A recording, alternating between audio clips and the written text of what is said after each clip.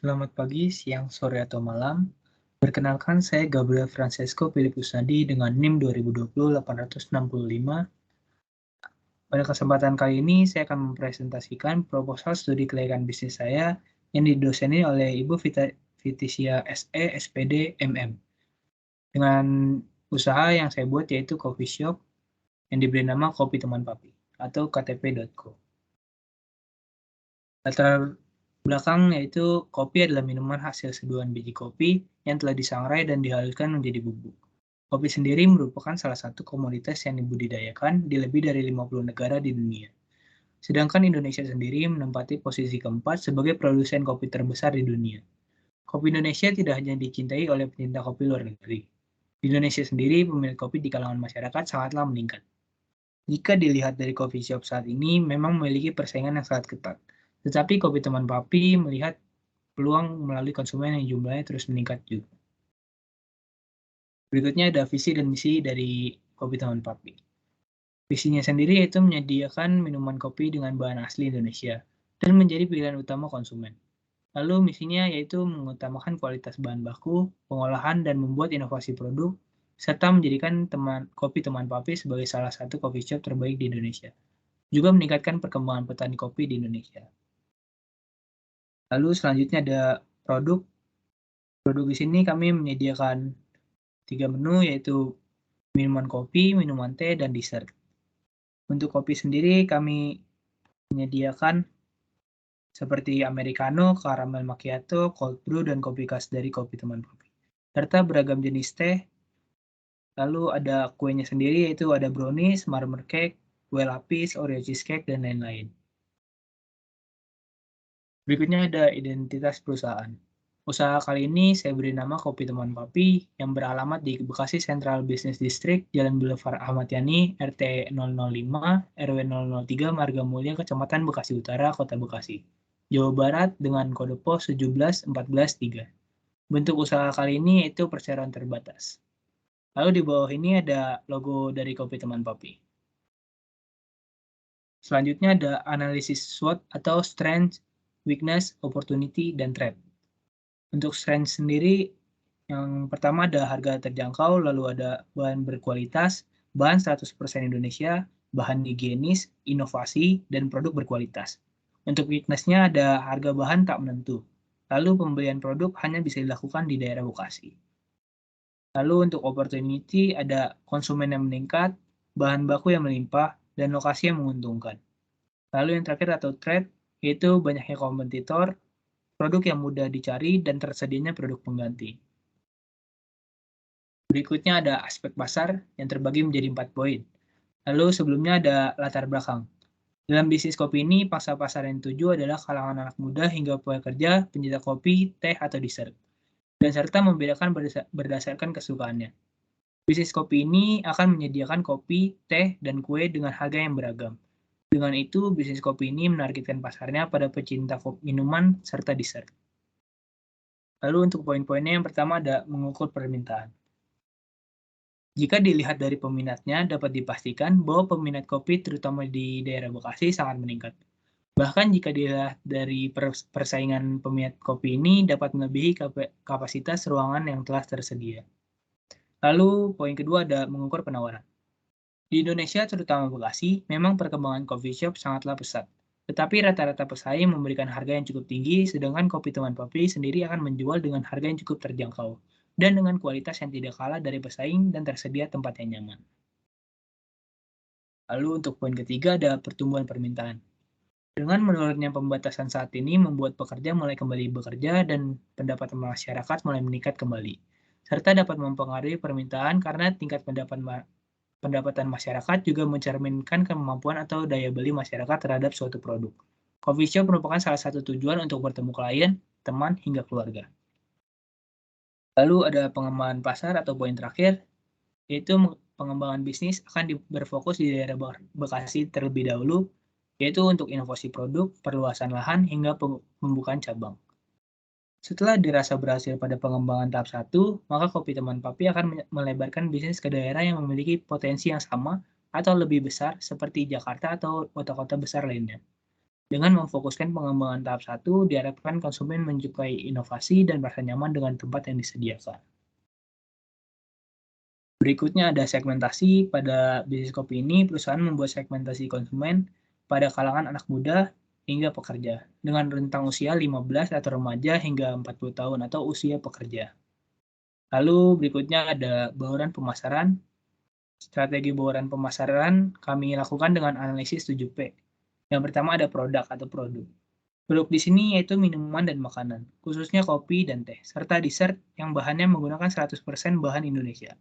Produk minuman akan dijual dengan beberapa ukuran, dengan harga yang berbeda, dan untuk makanan atau dessert yang dijual per slice atau per kue. Untuk kemasan kami menggunakan plastik, berbagai ukuran, dan kantong kertas untuk takeaway. Lalu berikutnya ada price atau harga.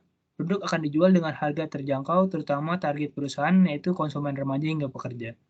Produk minuman dijual dengan kisaran harga Rp18.000 sampai Rp40.000. Dengan kue atau dessert kisaran harga Rp10.000 sampai dengan Rp100.000. Lalu yang ketiga ada promotion atau promosi. Perusahaan akan memaksimalkan penggunaan media sosial yang sudah ramai digunakan untuk menarik konsumen terutama kalangan remaja. Platform yang dipakai yaitu Instagram, Twitter, TikTok, dan lain-lain. Lalu yang keempat ada place atau tempat. Untuk tempat kopi Teman Kopi akan berlokasi di Bekasi Central Business District, Jalan Boulevard Ahmad Yani, RT 005, RW 003, Marga Mulia, Kecamatan Bekasi Utara, Kota Bekasi, Jawa Barat dengan kode pos 17143, serta menyediakan pelayanan melalui aplikasi online, seperti Grab, Gojek, Shopee Food, dan lain-lain. Lalu yang kelima ada people atau tenaga kerja. Tenaga kerja yang berada di Kopi Teman Papi itu terdapat 12 pekerja, yang terbagi menjadi 3 shift yaitu pagi, siang, dan malam. Tenaga kerja yang dipekerjakan merupakan tenaga kerja ahli di bidangnya, yaitu membuat dan menyajikan minuman, serta bisa memberikan pelayanan yang terbaik bagi konsumen. Berikutnya ada proses, yaitu perusahaan akan melakukan pembuatan minuman di depan konsumen langsung, atau open bar.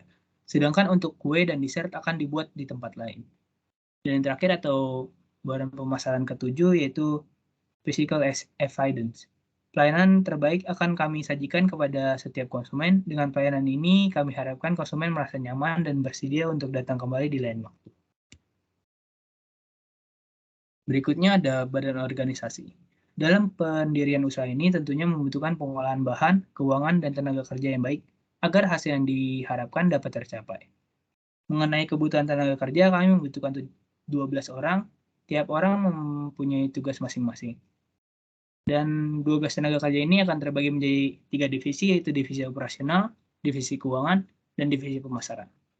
Divisi operasional sendiri terdiri dari 2 pimpinan dengan 8 barista, lalu divisi keuangan dengan beberapa bagian dari barista, lalu divisi pemasaran ada 2 admin. Lalu berikutnya ada rencana kerja yang diambil dari 3 divisi tadi, yaitu pertama ada divisi operasional. Yang pertama tugasnya memperhatikan dan mencatat jumlah stok atau gudang yang tersedia, lalu membuat laporan operasional secara berkala, membuat laporan dokumen yang dibutuhkan perusahaan, membuat dan menjalankan SOP perusahaan, memperhatikan perilaku konsumen, menekankan pengeluaran setiap departemen dengan baik. Lalu divisi kedua atau keuangan, yaitu memiliki tanggung jawab untuk memantau arus kas masuk atau keluar, menyimpan dan menganalisis transaksi keuangan, dan memberikan informasi keuangan kepada manajemen senior dan departemen lain. Termasuk di dalamnya tanggung jawab divisi ini adalah pelaporan keuangan ke pihak eksternal, seperti dalam bentuk laporan keuangan. Lalu divisi ketiga atau pemasaran, yaitu merencanakan strategi pemasaran produk, menetapkan harga jual yang sesuai, merencanakan proses pendistribusian produk, memberikan pelayanan yang sesuai dengan standar, menyusun strategi pengenalan produk baru, menyusun target penjualan produk, melakukan riset produk serupa, mengevaluasi hasil pemasaran produk, membangun hubungan komunikasi yang baik dengan banyak pihak. Berikutnya di sini ada kebutuhan modal investasi yang saya bagi menjadi 3, yaitu alat, bahan baku, dan operasional.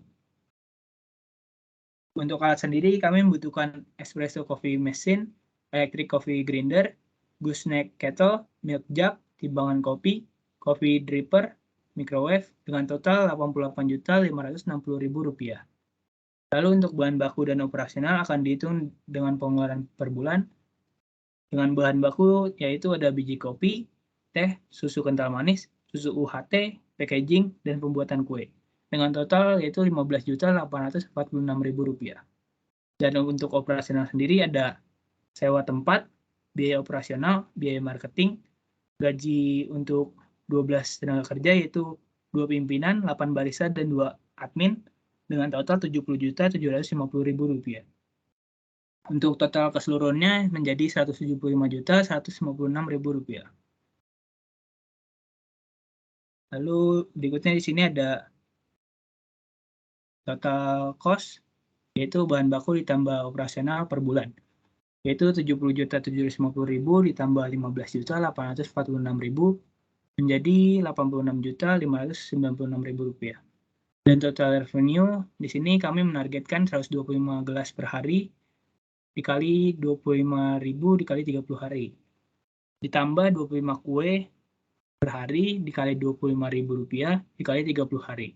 Sama dengan Rp112.500.000. Dan untuk total cost dan untuk total revenue di sini kami masih memberikan harga rata-ratanya. Lalu berikutnya ada analisis BEP atau break even point. Dengan perhitungan BEP atau penjualan sama dengan biaya tetap dibagi 1 min total variable cost dibagi harga total. Jika dianggarkan menjadi Rp70.750.000 dibagi 1 min Rp15.846.000 dibagi Rp112.500.000. Dan hasilnya yaitu Rp82.349.152,6. Bagian terakhir di sini ada ikhtisar laba rugi. Laba rugi sendiri dihitung dari total revenue dikurang total cost. Dengan total revenue yaitu Rp112.500.000 dikurang total cost yaitu Rp85.596.000 dan hasilnya yaitu Rp25.904.000 per bulan. Kesimpulan di sini yaitu bahwa usaha ini layak untuk dijalankan walaupun termasuk usaha yang memiliki banyak kompetitor. Perusahaan berharap produk perusahaan dapat menjadi pilihan utama dan dapat bersaing dengan pesaing lain di bidang yang serupa. Perusahaan mempercayai bahwa bisnis ini memiliki prospek yang menjanjikan. Sebagaimana kita mengetahui, usaha jenis ini sangat populer di masyarakat, terutama di kota-kota besar. Usaha seperti ini akan sangat mudah berkembang dan diminati walaupun memiliki banyak pesaing. Perusahaan percaya bahwa dengan keunggulan yang dimiliki kopi Teman Papi akan membuat bisnis ini bersaing dan mencapai target yang direncanakan sebelumnya. Sekian presentasi dari saya, kurang lebihnya mohon maaf. Semoga proposal ini dapat diterima dengan baik. Terima kasih.